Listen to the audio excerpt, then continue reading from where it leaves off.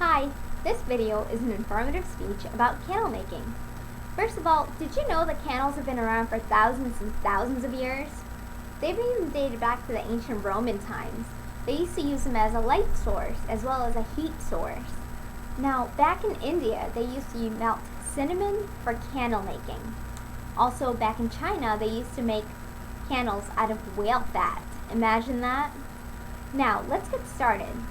What you'll need to make candles are you'll need wax, you'll need cotton wicks, you'll also need a pot and something like a tin can, maybe like a coffee tin, something that you can melt the candle in. Also, you will need a mold, something that your candle will take a shape of and stay in or out, depends on what you prefer.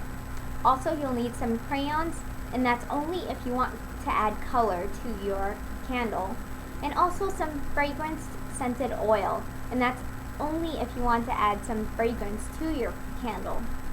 Now let's get started. So first of all, what you'll need to do is boil some water in the pot that you have. Boil some water, but make sure the pot is not filled all the way up, because you will need to put the coffee can or the tin can that you have inside the pot. This is called a double boiler. Now, what you'll need to do is put some wax, the wax that you have. Now, it doesn't have to be store-bought wax. It can be from candles laying around your house. You can just melt them, old candles that you don't want. Make sure, nobody else in the house is using them or wants to use them before you melt them, because once they're gone, they're gone. So, what you're going to do is melt the candle wax or store-bought wax into the pot.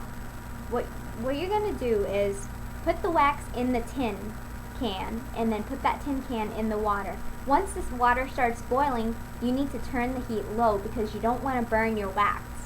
Now, once the heat is low and the wax is melting, be sure and add any scented oil or crayons that you want, because that's when you want to colorize it or you want to make it smell good and put the oil in it. But make sure it's candle safe oil if you're going to be using oil, because some of them aren't. Now, the next step is once the wax has been melted, you want to use something, like a safe mitt, and handle the tin can and pour it into the mold that you have. But first of all, the mold that you have, make sure to put your cotton wick into it. Now, to hold it in place, you can make sure the wick is really long, longer than what needs to be for the candle, because then you'll be able to snip it off, so that way it's just the right size. Now, what you'll need to do is maybe with hot glue, maybe a glue dot, something like that. You want to glue the wick down to your mold, so that way it's right in the center, and that way it's not all over the place, or you don't know where it is when the wax is in.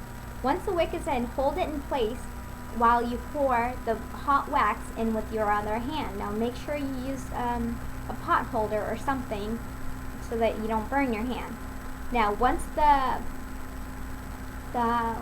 wax is in, make sure the wick is out, and you can even put a pencil or a pen or something that'll stay over the mold, that'll stand over the mold. That way you can put the wick over it, and that way you don't have to worry about the wick drowning in your melted wax. Now, you need to let it sit for about 30 minutes or so. Oh, I'm sorry, excuse me. You need to let it sit for a couple of hours. I'm not sure why I said 30. Now, once it's been set for a few hours, you will have your candle ready.